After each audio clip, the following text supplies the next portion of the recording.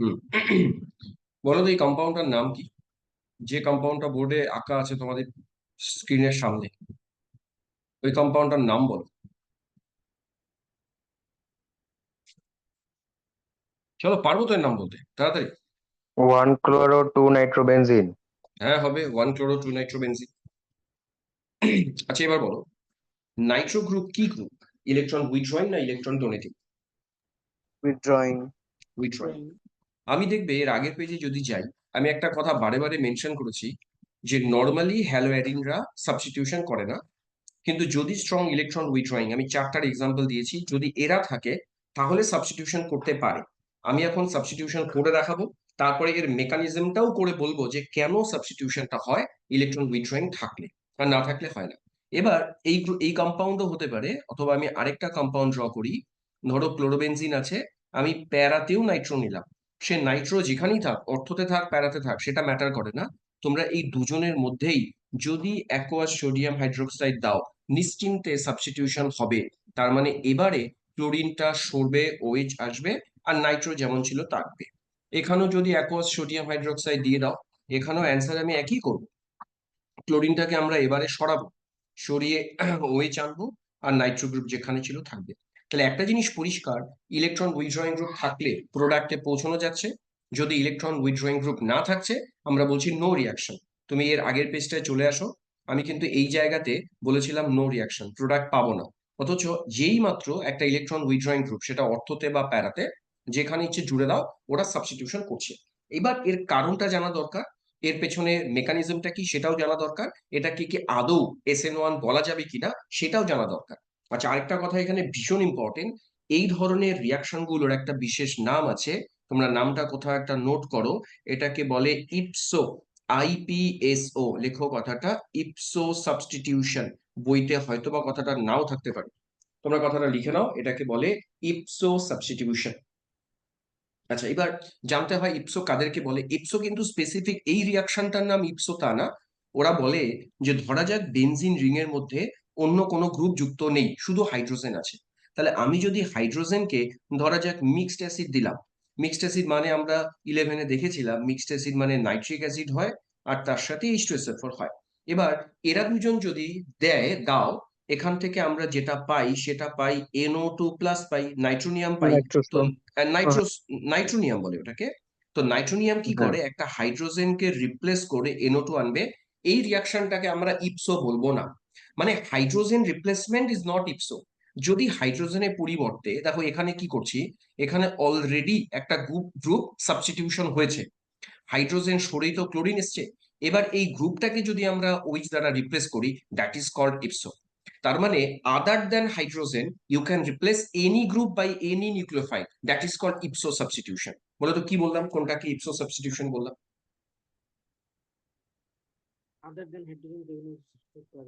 হ্যাঁ। সুরজিতের কথা আমি খুব কম আওয়াজই পাচ্ছি, আওয়াজটা অত পরিষ্কার না। আর কেউ বলবে ইপসো কাকে বলে?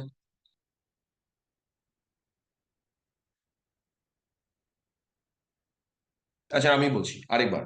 আমি বলছি হাইড্রোজেন ছাড়া অন্য যে কোনো গ্রুপকে রিপ্লেস করো অন্য যে কোনো গ্রুপ দ্বারা, রিয়াকশনের নাম হবে ইপসো সাবস্টিটিউশন। চলো, এবার আমাকে একটুখানি মেকানিজম দেখতে হবে, যে এই মেকানিজমটা কিভাবে হয়। মেকানিজম না দেখলে কিন্তু ক্লিয়ার হবে না। আমি ইপসো সাবস্টিটিউশনের কথা এখানে লিখেই রেখেছি কথাটা, হ্যাঁ, নোট দিয়ে, যাতে তোমরা কোনোভাবেই না ভুলো। এবার আমি এই রিয়াকশনটা অ্যাকচুয়ালি কেন হয় তার মেকানিজমটা দেখবো, তাহলে তোমরা বুঝবে যে রিয়াকশনটার নাম কি দেয়া উচিত। তো মেকানিজমটা করতে গেলে সবার আগে তোমাকে একটুখানি রেজোনেন্স করে নিতে হবে। আমি স্লোলি করব, তোমরা আমার সাথে এই কাজটা করতে শুরু করো। চলো, এখানে ক্লোরিন দাও, আর এই জায়গাতে আমরা নাইট্রো গ্রুপটাকে দিলাম। আমি অর্থ নিয়েও করতে পারি, আমরা প্যারা নিয়েও করতে পারি। তা আমার সুবিধা হবে প্যারা নিয়ে করলে, আমি প্যারা নিলাম। এবার বলো তো, নাইট্রো যেহেতু ইলেকট্রন উইথড্রয়িং গ্রুপ, ও কিভাবে রেজোনেন্সটাকে হেল্প করবে একবার দেখে নাও। ক্লোরিন কি করে, ওর রেজোনেন্স যদি করি, তাহলে ক্লোরিন তার লোন পেয়ারটা প্রথমে এখানে দেয়, আর এই বন্ডটা খুলে এখানে ওঠে। যেহেতু প্যারাতে আছে, আমরা এরকম করতে পারি, এই বন্ডটা এখানে আসবে, তারপর এই বন্ডটা খুলে এখানে যাবে, এই বন্ডটা খুলে এখানে যাবে, এরকম ভাবে রেজোনেন্স করি।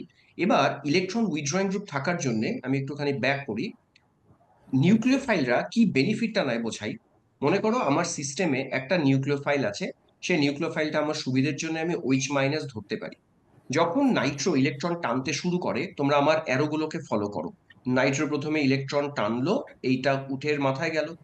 এই বন্ডটা যখনই এখানে আসলো, এই কার্বনটা প্লাস হবে, তো এরা তখন এখানকার ইলেকট্রন দিয়ে এই প্লাসটাকে পূরণ করে। ভাবো, এই পাই বন্ডের ইলেকট্রন যখন এখানে চলে আসে, আমি একটা অন্য কালার দিয়ে ডট দিচ্ছি, তোমরা আমাকে বলো এই যে কার্বনটা, তার নেচার কেমন হচ্ছে, নেগেটিভ না পজিটিভ? ভেবেচিন্তে উত্তর দেবে কিন্তু। আমি যে অ্যারোটা দিলাম নেগেটিভ। দুটো পজিটিভ। পজিটিভ। এই সুযোগটাই পজিটিভ, উইচ নেগেটিভ কেন? মাইনাস নেয়। নিউক্লিওফাইলরা খোঁজে কোন সেন্টারটা পজিটিভ। ও যখনই দেখলো যে এই যে জায়গাটা পজিটিভ সেন্টার তৈরি হচ্ছে, এর সঙ্গে সঙ্গে এই জায়গাটায় অ্যাডিশন হলো। তার মানে প্রথম স্টেপটাকে বলা হবে নিউক্লিওফিলিক অ্যাডিশন। এবার অ্যাডিশন হওয়ার পরে সিচুয়েশনটা বোঝাই, দেখো কি হলো অ্যাডিশনের পরে। এখানে ক্লোরিন যেমন ছিল থাকলো, ওইচ এর অ্যাডিশন হয়ে গেল। আর এখানে একটা পাইবন চলে এলো নতুন, এখানে একটা পাইবন চলে এলো নতুন।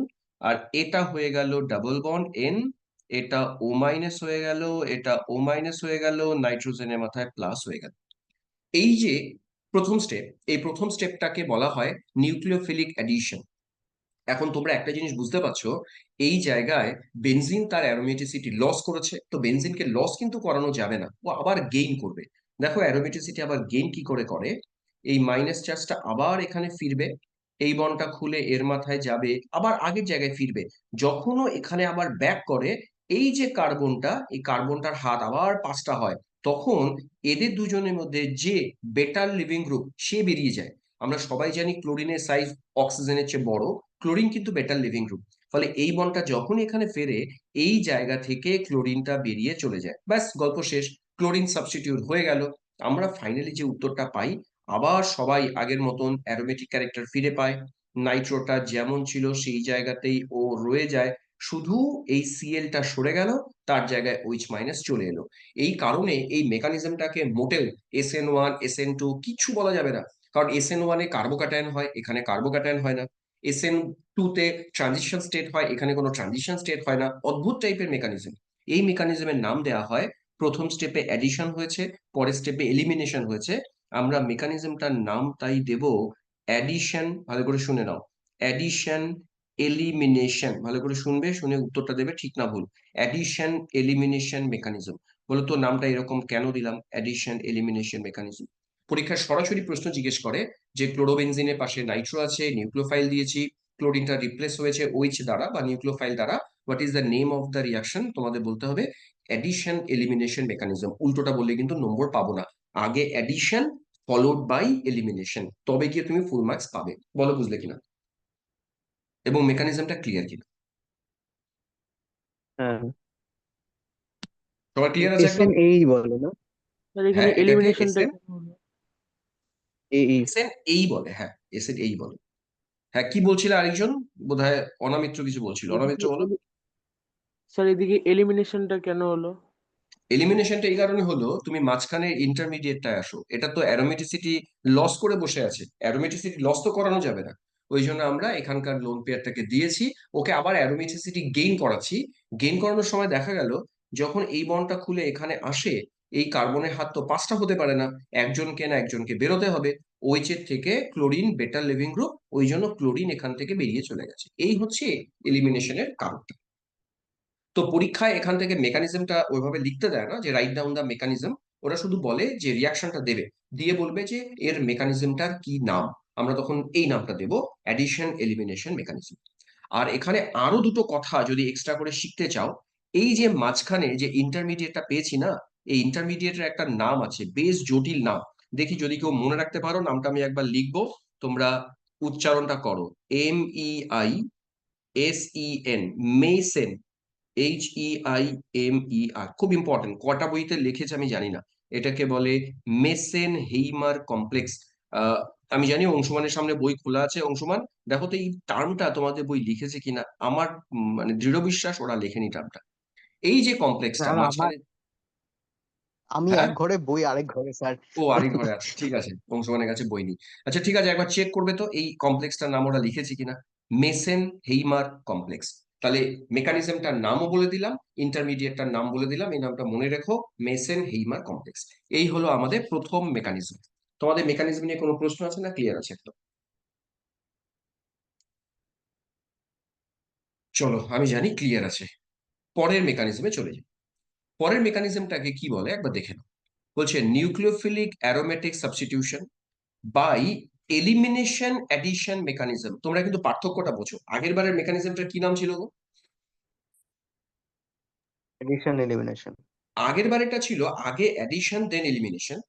এবারে আমরা যে মেকানিজমটা দেখবো সেটা আগে এলিমিনেশন দেন অ্যাডিশন, মানে দুজনের মধ্যে কিন্তু বিস্তর ফারাক আছে। এই মেকানিজমটা আমরা দেখাবো এবং এতে কি কি প্রোডাক্ট হয় এটাও ভীষণ ইম্পর্টেন্ট। এটাকে আমরা star to the power infinity দিলাম। চলো আমি আগে একটা এক্সাম্পল দিই। 11-এ খানিকটা এক্সাম্পলটা আমরা দিয়েছিলাম, এটা বেনজাইন ইন্টারমিডিয়েট দিয়ে হয়। ধরা যাক, চলো বেনজিনের উপরে একটা ক্লোরিন দিয়ে দিলাম, তোমরা এর মধ্যে রিয়েজেন্ট দাও, সোডামাইড দাও, NaNH2 দাও, আর তার সাথে দিয়ে দাও লিকুইড অ্যামোনিয়া। চলো রিয়েজেন্টটা লেখো, সোডামাইড তার সাথে লিকুইড অ্যামোনিয়া। যদি মেকানিজম না করি সরাসরি অ্যান্সার লিখবে, এই ক্লোরিন রিপ্লেস হবে বাই NaNH2। NaNH2 দিয়ে তো রিপ্লেসার হয় না, এখান থেকে যে নিউক্লিওফাইলটা পাই সেটা এটা NH2- এটা দিয়ে রিপ্লেস হয়। এখন স্বাভাবিক প্রশ্ন আসে, আমি আগে প্রোডাক্টটা লিখি তারপর তোমাদের মনের প্রশ্নটাই আমি বলি, আমি উত্তর দিই। স্বাভাবিকভাবে প্রশ্ন আসে যে আচ্ছা, এখানে যে জিনিসটা রিপ্লেস করালো সে তো NH2-, তো নেগেটিভ চার্জ স্পিসিসকে আমরা নিউক্লিওফাইল বলি। তাহলে এই নিউক্লিওফাইলটা কিভাবে এই Cl কে রিপ্লেস করালো? আমরা এতক্ষণ ধরে একটা কথা বারে বারে বলে আসছিলাম যে হ্যালো অ্যারিনরা নিউক্লিওফিলিক সাবস্টিটিউশন করে না। আমি একটু আগে তোমাদেরকে দেখালাম যে এটার মধ্যে যদি আমি অনলি সোডিয়াম হাইড্রোক্সাইড দিতাম, আমি তো ক্লোরোবেনজিন থেকে ফেনল পেতাম না যদি ড্রাস্টিক কন্ডিশন না ইউজ করতাম। অথচ সোডামাইড লিকুইড অ্যামোনিয়া দিলে এই রিয়াকশনটা হয়। এর কারণটাই আমরা মেকানিজম দিয়ে এক্সপ্লেন করব। আচ্ছা একটা কথা বলো তো, এই ক্লোরোবেনজিনের সাথে সোডামাইড দিয়ে আমি যদি অ্যানিলিন বানাই, এই রিয়াকশনটাকে কি আমরা ইপসো সাবস্টিটিউশন বলতে পারবো? এই প্রশ্নটা তোমাদের কাছে রাখলাম আমি। কে বলবে? হ্যাঁ স্যার, কেন পারবো না? পারবো। যে কোনো নিউক্লিওফাইল, যে কোনো যদি লিভিং গ্রুপ আদার দ্যান হাইড্রোজেনকে রিপ্লেস করে, এটাও ইপসো সাবস্টিটিউশন বলা যাবে। তো এবার আমাকে এর মেকানিজমটা দেখতে হয় যে এটা অ্যাকচুয়ালি কিভাবে হয়, তার ব্যাখ্যাটা আমরা মেকানিজমের সাহায্যেই তোমাদেরকে দেবো। আচ্ছা চলো মেকানিজমে চলে আসি। মেকানিজমের প্রথম স্টেপে আসো। আচ্ছা মেকানিজমে কি হয়? আচ্ছা এর মেকানিজমটা একটু আমি স্লোলি করি, তোমরা ভালো করে মেকানিজমটা ফলো করো। দেখো কি হয়, যখন আমি ক্লোরোবেনজিন নিলাম, আমি ক্লোরোবেনজিন বা ব্রোমোবেনজিন যাই দিয়ে হোক করা যেতে পারে, আমি এখানে ক্লোরিন দিলাম আমার সুবিধের জন্য, এখানে একটা পাই বন্ড দিলাম, এখানে পাই বন্ড, এখানে পাই। যখন তোমরা সোডামাইড দেবে, সোডামাইড এই কাজটা মেইনলি করতে পারে তার কারণ সোডামাইড থেকে যে অ্যানায়নটা পাই সেটা যত না ভালো নিউক্লিওফাইল, তার চেয়ে ওর বেসিসিটি বেশি। তাহলে এটা একটা লজিক যে অ্যারোমেটিকদের ক্ষেত্রে সাবস্টিটিউশন করাতে গেলে নিউক্লিওফিলিক ক্যারেক্টার যত না ভালো হওয়া উচিত তার চেয়ে ভালো বেস হওয়া উচিত, তবে ও রিয়াকশনটা করবে। মানে সোডামাইড OH- কে দুটো দিক থেকে ও বিট করে। ও ভালো বেস যেমন, তেমনি ও ভালো নিউক্লিওফাইল। ওর দুটোই প্রপার্টি আছে, নিউক্লিওফিলিসিটিও আছে, বেসিসিটিও আছে। এবার দেখো কি করে, যেহেতু ভালো বেস, যে কার্বনে ক্লোরিন আছে ও তার পাশের হাইড্রোজেনটাকে প্রথমেই এলিমিনেট করে, মানে এটাকে H+ হিসেবে ও নিয়ে সিস্টেমে অ্যামোনিয়া তৈরি করে বেরিয়ে যায়। আর হাইড্রোজেন যদি বেরোয়, ভাবো হাইড্রোজেন কিন্তু H+ ছাড়াই বেরোবে, তাই এই কার্বনটার মাথায় ইলেকট্রন রয়ে যাবে। ফলে আমরা যেটা পাবো আপাতত সেটা এরকম পাবো, বেনজিন রিং থাকছে, এই জায়গায় একটা ক্লোরিন থাকছে, আর এই কার্বনের মাথায় মাইনাস বসছে। বলতো মাইনাসটা কেন বসালাম এই কার্বনের মাথায়? এই কার্বনের মাথায় মাইনাস বসানোর কারণ NH2- ও হাইড্রোজেনকে H+ হিসেবে নেবে। তো H+ হিসেবে নিলে তো মাইনাস পড়েই থাকছে। এই মাইনাসটা তখন এই জায়গায় এক্সট্রা একটা বন্ড তৈরি করবে, আর এই ক্লোরিনটাকে ওরা বের করে দেবে। তার মানে ক্লোরিনও এখান থেকে বেরিয়ে গেল। আমরা ফাইনালি এই যে দুজনের মাঝখানে এক্সট্রা আরেকখানা বন্ড পেলাম। এই ইন্টারমিডিয়েটটা 11-এ পড়িয়েছিলাম, এটাকে বলে বেনজাইন ইন্টারমিডিয়েট। ভালো করে শুনে নাও কি ইন্টারমিডিয়েট। এই ইন্টারমিডিয়েটটা পরীক্ষায় আসে যে আমি এটাকে যখন কি ডিহাইড্রোবেনজিনও বলে? হ্যাঁ বলো অনামিত্র একবার। স্যার এটাকে কি ডিহাইড্রোবেনজিনও বলে? হ্যাঁ ডিহাইড্রোবেনজিন বলে। না ডিহাইড্রোবেনজিন একটু আলাদা, এটা ডিহাইড্রোবেনজিন না, এটা আচ্ছা আচ্ছা। ইন্টারমিডিয়েট। হ্যাঁ এটা একটা বেনজাইন ইন্টারমিডিয়েট। এই ইন্টারমিডিয়েটটা কিভাবে তৈরি হলো সেটা তোমাদেরকে আগে বুঝতে হবে। প্রথমে হাইড্রোজেন বেরোলো, তার মানে এলিমিনেশন হলো, এলিমিনেশনের মাধ্যমে বেনজাইন ইন্টারমিডিয়েট তৈরি হলো। এখন সবাই বলে যে আচ্ছা এটাকে ইন্টারমিডিয়েট কেন বলে, এখানে তো কোনো প্লাস নেই মাইনাস নেই, স্টিল এটা কেন ইন্টারমিডিয়েট? তার যদি ব্যাখ্যা দিই তোমরা জানবে। আমি যদি নর্মাল অ্যাসিটিলিনে কার্বন কার্বন ট্রিপল বন্ড বানাই, এই ট্রিপল বন্ড বানাতে গেলে এই যে দুটো পাই বন্ড তৈরি হয়, এই পাই বন্ডরা জানো কোন কোন অরবিটাল ওভারল্যাপ করে পাই করে? এটা তোমরা ছোটবেলায় পড়েছো, ক্লাস 11-এ পড়েছো। পাই sp বন্ড জেনারেলি, orbital হ্যাঁ হ্যাঁ, বলো পল্লবী কি বলছো? sp orbital হ্যাঁ, এখানে কার্বন কার্বন একটা সিগমা করে, এটা এসপি, একদম ঠিক বলছো, SP SP head to head overlap করে সিগমা করে, তারপরে একটা পি ওয়াই ল্যাটারাল করে পাই করে, এদিকে আরেকখানা পিএক্স পিএক্স থাকে, এরাও ল্যাটারাল করে পাই করে। মানে আমার বক্তব্য, পাই করতে গেলে যে দুটো অরবিটাল পাই করে তাদেরকে প্যারালাল থাকা উচিত, এদের মাঝখানে বন্ড অ্যাঙ্গেলটা মানে ওয়ান, মানে সরি বন্ড অ্যাঙ্গেলটা 0 থাকা উচিত, প্যারালাল থাকবে তো, তবে গিয়ে না বন্ড হবে। বেনজাইনে হয় কি, আচ্ছা 1 মিনিট দাঁড়াও তো, কে বেল বাজাচ্ছি বাড়ি, 1 মিনিট ওয়েট করো।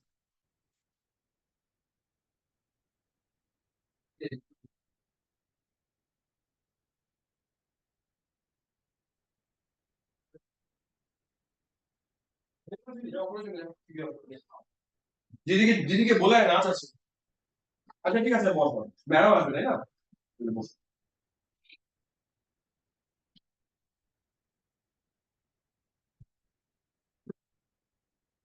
হ্যাঁ, যেটা বলছিলাম শোনো। এবার বেনজিনে কি হয় জানো? আচ্ছা কেউ একজন মাইক্রোফোন অন করে বলবে বেনজিনে যে কার্বন গুলো, বলো তো এই কার্বন গুলো কোন হাইব্রিডাইজ স্টেটে আছে? বেনজিনের কার্বন গুলো sp2 sp2, ভেরি গুড। তাহলে যদি sp2 sp2 হয়, এবার ভাবো আমি আরেকটা পেজ নিলাম, চলো উত্তরটা পেয়েছি, ভালো লাগলো। বেনজিন যদি প্রত্যেকটা কার্বন সত্যি সত্যি sp2 হয়, একটু ভাবো এবারে, এই যে সিগমা বন্ড ও ক্লোরিনের সাথে বানিয়েছে, নিশ্চয়ই বেনজিনের এই অরবিটালটা sp2। এখানে বেনজিন যে হাইড্রোজেনের সাথে সিগমাটা বানিয়েছে, নিশ্চয়ই কার্বন ওর sp2 ইউজ করে সিগমাটা বানিয়েছে। ফলে হাইড্রোজেন যখন বেরিয়ে যায়, মজাটা এখানে, এই হাইড্রোজেন যখন বেরোয়, এই মাইনাস যেটা থাকে, কি ব্যাপার আজকে তো বাঁকা হচ্ছে কেন লেখা? দাঁড়াও, সুন্দর করে লিখতে হবে তো। হ্যাঁ, তো আমার কাছে এই যে বেনজিনটা ছিল, হাইড্রোজেনটা বেরোনোর পর এই যে মাইনাস চার্জ, এটা কার মাথায় থাকবে? sp2 কার্বনের মাথায়। আর এখানে ক্লোরিন যখন বেরিয়ে যাবে, তখন এই কার্বনটা যখন প্লাস হবে, এটাও sp2 র মাথায়। আমরা এই sp2 আর sp2 কে ওভারল্যাপ করিয়ে নতুন পাই বন্ডটা বানাই। এটাও পরীক্ষায় প্রশ্ন দেয়, এগুলো একটু ক্রিটিক্যাল অ্যানালাইসিস, এগুলো না জানলে ভেতর থেকে প্রশ্ন করলে তোমরা উত্তর করতে পারবে না। আমি কথাটা আরেকবার বলি, বেনজাইনে যে অ্যাডিশনাল পাই বন্ড বানালাম, এটা কিন্তু মোটেও এরকম দুটো পি অরবিটালের ল্যাটারাল ওভারল্যাপের পাই না। এটা sp2 পাই, এই কথাটা কোথাও একটা নোট করো। এটা একটা কার্বনের sp2, এটা আরেকটা কার্বনের sp2, sp2 ল্যাটারাল ওভারল্যাপ করে পাই বানিয়েছে। এরা কখনো প্যারালাল ছিল না, এরা ছিল এরকম ভাবে 120 120। ফলে জোর করে এদেরকে টেনে নিয়ে বন্ডটা করানো হয়েছে, এই বন্ডটা হাইলি আনস্টেবল, ওই জন্য ও ইন্টারমিডিয়েট, ও তৈরি হয় ফ্র্যাকশন অফ সেকেন্ডে ভেঙে যায়। এখন প্রশ্ন, যদি ভেঙে যায় তাহলে কি হবে? ধরো এই যে বেনজাইনে আবার ফিরলাম। আচ্ছা তোমরা কি এটা বুঝলে যে আমি এটাকে নর্মাল পাই বন্ড বলতে পারলাম না কেন? বেনজাইনের পাই বন্ডটা নর্মাল পাই বন্ড হবেই না, কেন হবে না? এই যে sp2 ওভারল্যাপের ওটার জন্য হ্যাঁ, এটা sp2 ল্যাটারাল হয়েছে, নর্মাল পাই হতে গেলে কি ওভারল্যাপ হওয়া দরকার? p অরবিটাল গুলো px হ্যাঁ, py পিপি ল্যাটারাল ওভারল্যাপ হওয়া দরকার, pp ওখানে যেটা মিসিং lateral আছে ও পিপি ল্যাটারাল ওভারল্যাপ হচ্ছেই না, ওই জন্য এটা হবে না, করা যাবে না। আচ্ছা এখন এই যে তাকাও, এখন এই পাই বন্ডটা খুলবে, পাই বন্ডটা যেদিকে ইচ্ছে খুলতে পারে, যেহেতু সিমেট্রিক্যাল আছে, এই পাই বন্ডটা এদিকেও খুলতে পারে এদিকেও খুলতে পারে। তো আমার সিমেট্রিক্যাল হলে আমি যেদিকে ইচ্ছে খুলবো, আমি ধরে নিলাম এই পাই বন্ডটা নিচের দিকে খুললো। তো নিচের দিকে খুললে মনে মনে ভাবো নিচেরটা মাইনাস হবে, উপরেরটা প্লাস হবে। আর মিডিয়ামে যেহেতু আমার NH2 মাইনাস আছে, ও প্লাসে গিয়ে বসে পড়বে। ফলে আমরা ফাইনাল অ্যান্সার যেটা পাবো, বেনজিন রিং ছিল, যেখানে ক্লোরিন ছিল, আমরা ওই জায়গায় NH2 বসিয়ে দিলাম, গল্প শেষ।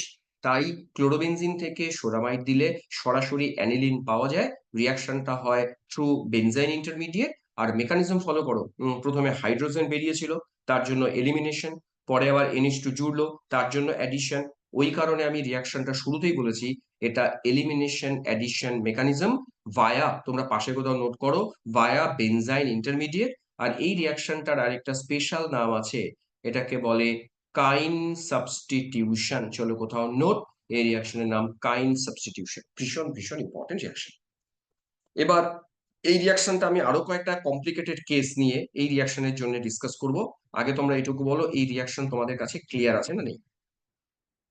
এরপরে এর মধ্যে সাবস্টিটিউশন হলে আমরা কি করতে পারি সেটাও তোমাদেরকে দেখাবো। কারো ডাউট আছে না ক্লিয়ার আছে? স্যার বলো অংশমান। না মানে ক্লিয়ার বললাম স্যার। ও ক্লিয়ার বললে, ওকে অংশমান এবার তাকাও।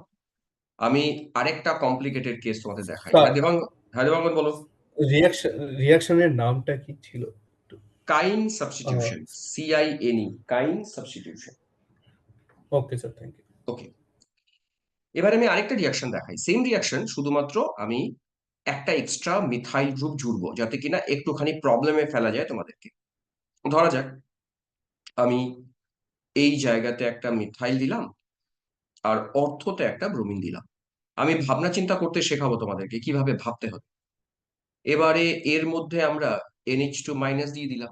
এখন দেখো প্রবলেম কি, আমি যদি এখান থেকে ইন্টারমিডিয়েটটা বানাই, আমি আগে ইন্টারমিডিয়েটটা বানিয়ে দেখাচ্ছি তোমাদেরকে। এখানে হাইড্রোজেন ছিল, তো ব্রোমিন আর হাইড্রোজেন বেরোলো। তাহলে ব্রোমিন আর হাইড্রোজেন বেরিয়ে গেল, আমি এখানে ট্রিপল বন্ড দিয়ে দিলাম, এখানে তো অলরেডি মিথাইল ছিলই, আর বাকি দুটো যা ছিল তাই। এখন প্রবলেমটা কি, এই যে ইন্টারমিডিয়েটটা বানালাম, আগের বার কিন্তু ইন্টারমিডিয়েটটা আমরা যেদিকে ইচ্ছে খুলে দিয়েছিলাম কারণ সিমেট্রিক্যাল ছিল। এবারে তুমি যদি ভাবো, আচ্ছা NH2, আমি যদি এই পাই বন্ডটাকে এইদিকে খুলে দিই, তাহলে NH2- এখানে জুড়বে। আমরা সেক্ষেত্রে প্রোডাক্ট পাবো এটা। আমার অ্যারোটা ফলো করো, অ্যারোটা ওইদিকে তুললাম, ওইদিকে অ্যারোটা তোলা মানে আমার CH3 ছিল এখানে, এই জায়গায় চলে আসবে আমাদের NH2, গল্প শেষ। আর যদি এই পাই বন্ডটা আমরা এইদিকে খুলি, সেক্ষেত্রে কি হবে দেখো, সেক্ষেত্রে আমার যেখানে মিথাইল ছিল তার রেসপেক্টে NH2টা এই জায়গায় আসবে। প্রবলেম এখানেই, আমি এবার এটাকে মেজর প্রোডাক্ট বলবো না এটাকে মেজর প্রোডাক্ট বলবো, এটা চিন্তা ভাবনার ব্যাপার আছে। যদিও কাইন্ড সাবস্টিটিউশনে একটা জিনিস মনে রাখবে, দু একটা এক্সেপশনাল কেস ছাড়া স্টেরিক হিন্ড্রান্স যেখানে মিনিমাইজ হয় ওরা সেটাকেই প্রোডাক্ট বানানোর চেষ্টা করে। তো এখানে অর্থতে যদি আসে তাহলে স্টেরিক হিন্ড্রান্সটা এখানে বেশি থাকবে, মেটাতে স্টেরিক হিন্ড্রান্স কম, ফলে আমরা মেটাটাকে বলবো মেজর প্রোডাক্ট। যদিও বা আমি যদি ওদের পার্সেন্টেজ দেখি, পার্সেন্টেজে খুব বেশি এদিক ওদিক নেই, এটা মোটামুটি ভাবে 52%-এর কাছাকাছি, আর এই প্রোডাক্টটা মোটামুটি ভাবে 48%-এর কাছাকাছি। ফলে মেজর বললে এটাকেই বলতে হবে, কিন্তু দুটো প্রোডাক্টেরই ইকুয়াল প্রবাবিলিটি আছে। এটা পার্সেন্টেজ স্লাইটলি কম ডিউ টু স্টেরিক এফেক্ট। আর এই আন্ডারে আরেকটা রিয়াকশন পরীক্ষায় দেয়, এটা যদিও রিয়াকশন না, একটু বোকা বানানোর চেষ্টা করে পরীক্ষার সময়, সেটাও আমি একবার বলে দিই, ভেবে চিন্তে অ্যান্সার করো। ধরা যাক আমি এই জায়গায় ক্লোরিন দিলাম, এই দিকেও আমরা একখানা মিথাইল দিলাম, এই দিকেও একখানা মিথাইল দিলাম। এইবার দিয়ে তোমাদেরকে বললাম চলো তো এর মধ্যে সোডামাইড দিই, তোমরা বলো তো অ্যান্সার কি হবে। 2 মিনিট টাইম নাও, ভাবো, ভেবে অ্যান্সার করো ফার্স্ট।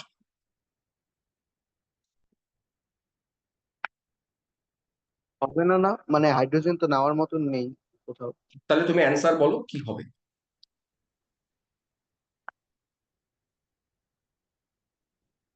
মানে হবে না হবে না সেটা আমাকে বলো।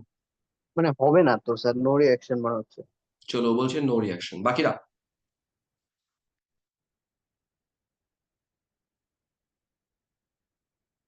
বাকিরা একবার ট্রাই করো না, ভালো লাগবে তো বলো।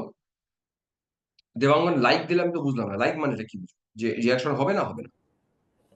স্যার, অংশমানের সাথে আমি একটু অ্যাগ্রি করলাম। ও, আমার অংশমানের বাহ! সাথে তুমি এগ্রি করতে, হ্যাঁ।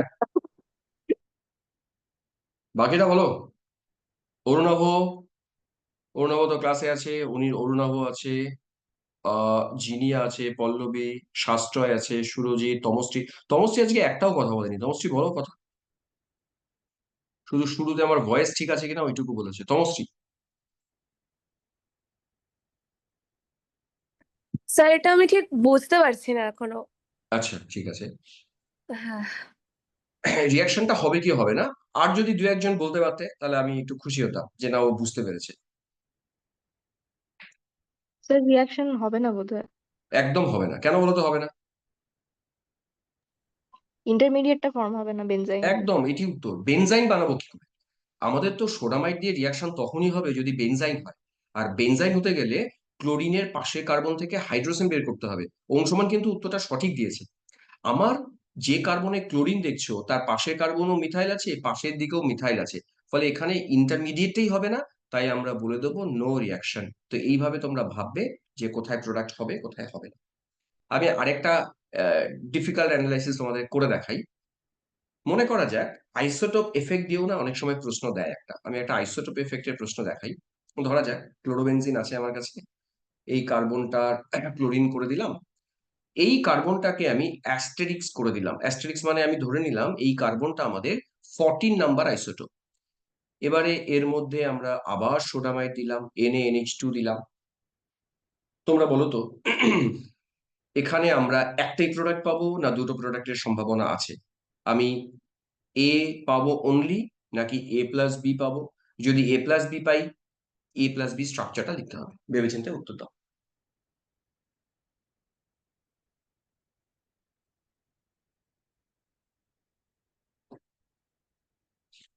আমাদের জানো হ্যালোয়ারিন প্রায় শেষ হয়ে গেল, যে প্রায় শেষ, মানে আর যদি 10 মিনিট আলোচনা করি তাহলে হ্যালোইন শেষ, মানে একদিনে শেষ হয়ে গেল। জেনারেলি 2 দিন লাগে।